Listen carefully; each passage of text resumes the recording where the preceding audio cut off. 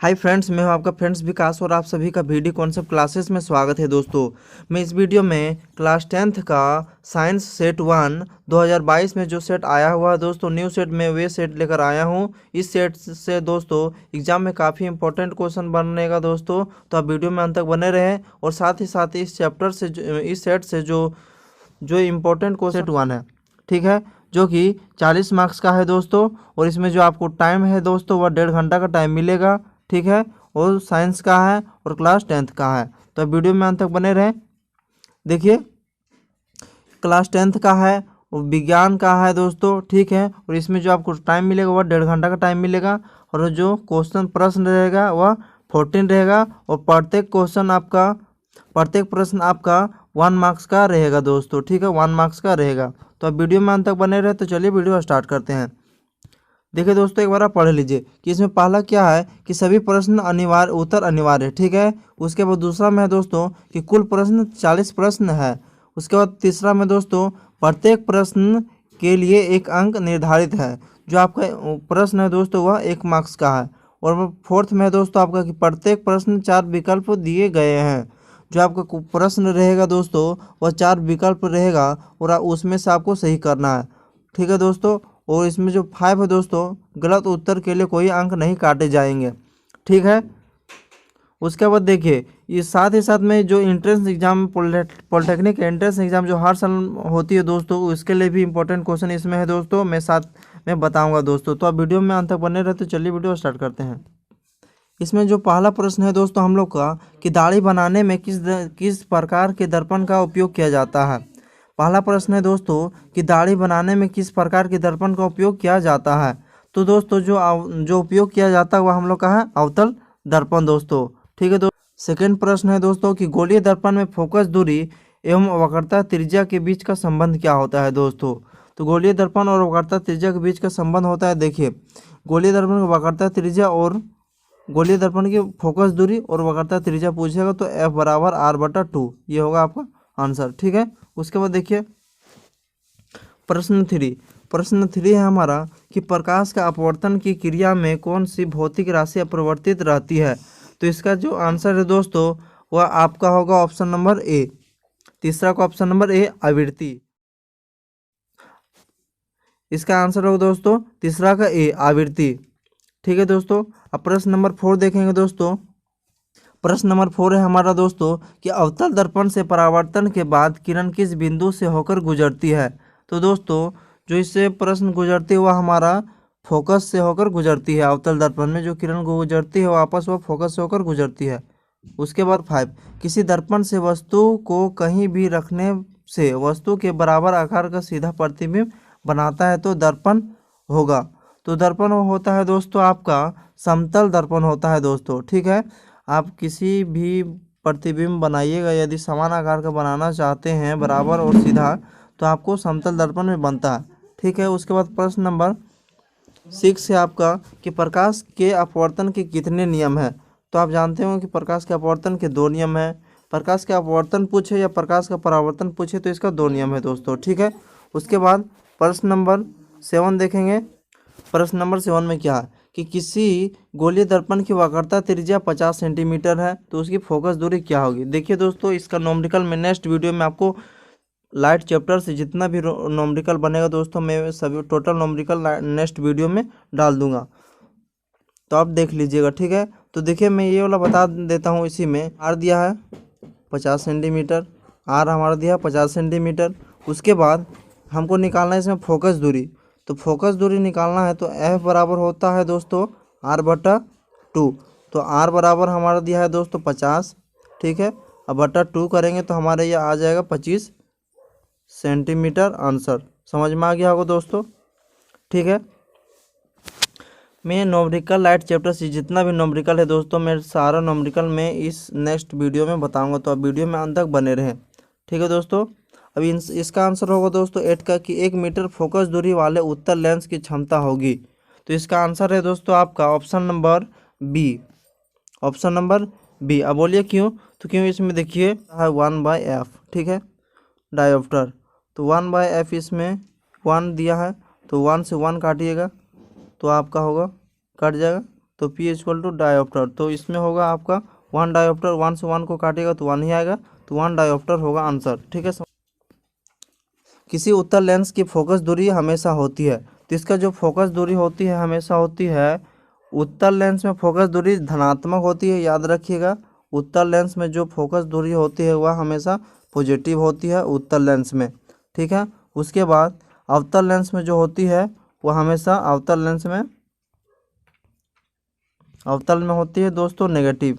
ठीक है दोस्तों, याद रखिएगा। ठीक है। उत्तल लेंस में पॉजिटिव होती है और अवतल लेंस में नेगेटिव होती है। ठीक है दोस्तों, अब नेक्स्ट प्रश्न है इसमें कि प्रकाश का वेग न्यूनतम होता है। प्रकाश का वेग न्यूनतम होता है, प्रकाश का वेग न्यूनतम होता है तो कांच में। अब इसका 11 का प्रश्न नंबर 11 का है कि 4 डायोप्टर क्षमता वाले अवतल लेंस की फोकस दूरी होगी, कितना होगी दोस्तों? तो इसका आंसर होगा 25 सेंटीमीटर। अब डायोप्टर निकालने वाले पढ़े होंगे दोस्तों इसमें कि P बराबर होता है 4 डायोप्टर हमारा दिया है, 4 डायोप्टर दिया है, तो 4 डायोप्टर दिया है तो P बराबर होगा 1/4। अब इसको 100 से डिवाइड करेंगे तो हमारा होगा दोस्तों 25। ठीक है, समझ में आ गया होगा दोस्तों, तो 25 सेंटीमीटर आंसर। उसके बाद नेक्स्ट प्रश्न है दोस्तों प्रश्न नंबर 12। प्रश्न नंबर 12 है कि किसी उत्तल लेंस फोकांतर 50 सेंटीमीटर उसकी क्षमता क्या होगी? तो इसका आंसर होगा दोस्तों ऑप्शन नंबर डी, 2 डायोप्टर होगी दोस्तों। P बराबर दिया है 50 सेंटीमीटर। ठीक है। उसके बाद P बराबर निकालिएगा तो 1/f, 1/f। उसके बाद 1/f हमारा दिया है 50। अब इसको डिवाइड कीजिएगा 100 से तो 2 आएगा दोस्तों, तो इसका आंसर होगा 2 डायोप्टर।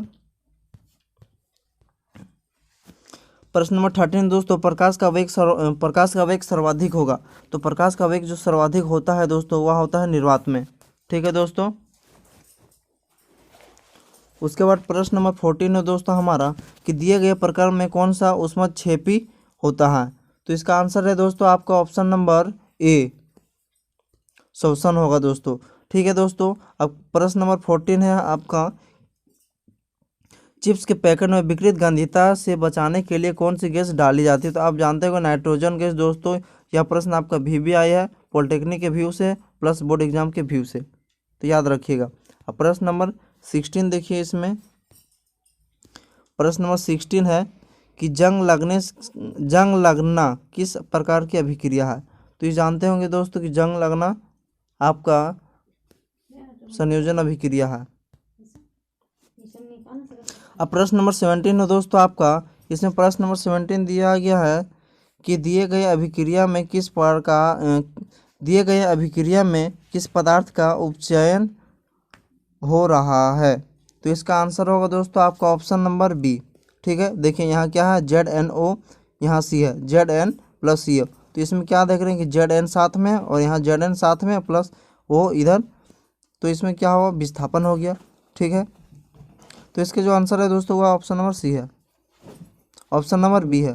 ठीक है। 18 है दोस्तों आपका, प्रश्न नंबर 18 है कि इसमें दिए गए कौन सा रासायनिक समीकरण संतुलित है? दिए गए कौन सा रासायनिक समीकरण संतुलित है? तो आपका आंसर होगा इसमें CaOH का होल ट्वाइस प्लस CO2, उसके बाद CaCO3 का होल थ्राइस प्लस H2O, ये आपका ऑप्शन नंबर सही है। ठीक है दोस्तों, अब प्रश्न नंबर 19 देखिए, प्रश्न नंबर 19 आपका होगा, 19 का आंसर होगा दिए गए चित्र में कौन सा अभिक्रिया हो रही है? तो इसमें देखिए दोस्तों कि कौन सा अभिक्रिया हो रही है, तो 19 का ऑप्शन नंबर डी होगा कि विस्थापन अभिक्रिया हो रही है। देखिए यहाँ Pb है, PbCuCl2, इसमें PbCl2, देखिए यहाँ से Pb और यहाँ से Cl2 साथ हो गया, और प्लस में Cu जो यहाँ था वह विस्थापन होके यहाँ वाला Cu आगे चला गया, तो वह विस्थापन हुआ दोस्तों। ठीक है, तो विस्थापन हुआ। उसके बाद नेक्स्ट प्रश्न है इसमें प्रश्न नंबर 20 आपका कि दिए गए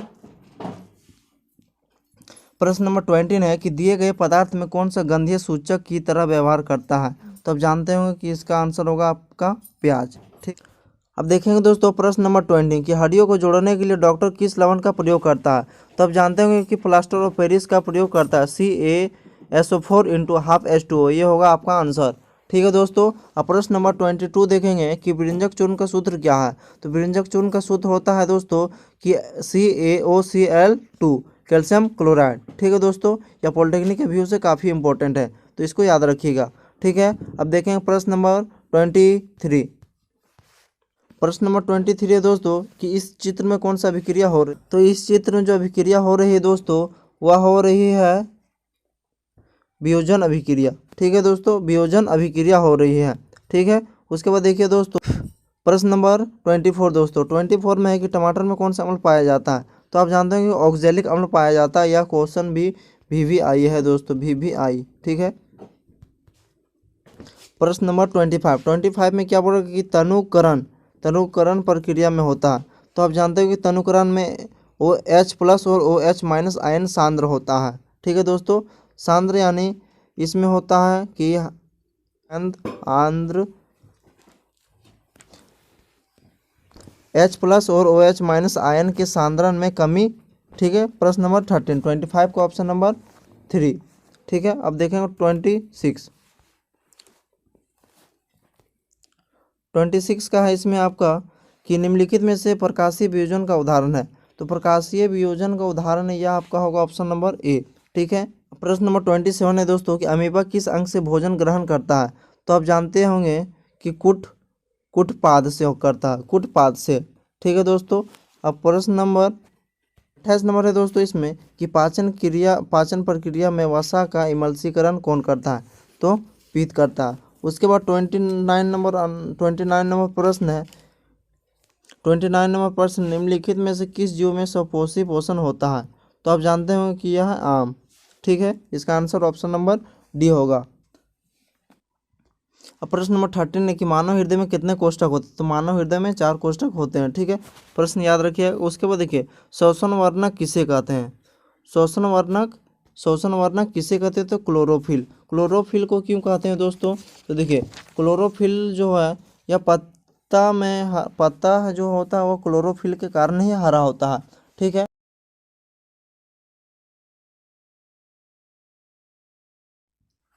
शोषण वर्णक कहते हैं क्लोरोफिल को ही, और क्लोरोफिल के कारण ही पत्तियां हरी होती है। ठीक है, अब प्रश्न नंबर 32। प्रश्न नंबर 32 है आपका। प्रश्न नंबर 32 है कि उत्सर्जन तंत्र की क्रियात्मक इकाई क्या है। तो आप जानते हैं कि उत्सर्जन तंत्र की क्रियात्मक इकाई है वृक्काणु होगा दोस्तों इसका आंसर। ठीक है, उसके बाद देखिए दोस्तों 33 का आपका होगा आंसर। 33 होगा कि वृक्क की क्रियाशीलता कम होने पर रक्त को शरीर से बाहर निकालकर छानने की प्रक्रिया क्या करती है। ठीक है, तो इसका आंसर होगा दोस्तों, आप जानते होंगे कि अपोहन होता है। ठीक है, अपोहन। उसके बाद प्रश्न नंबर 34 है कि जनन की मूल घटना क्या होती है। तो जनन की मूल घटना होगी दोस्तों DNA की प्रतिकृति बनना। ठीक है, उसके बाद देखिए 35 है आपका।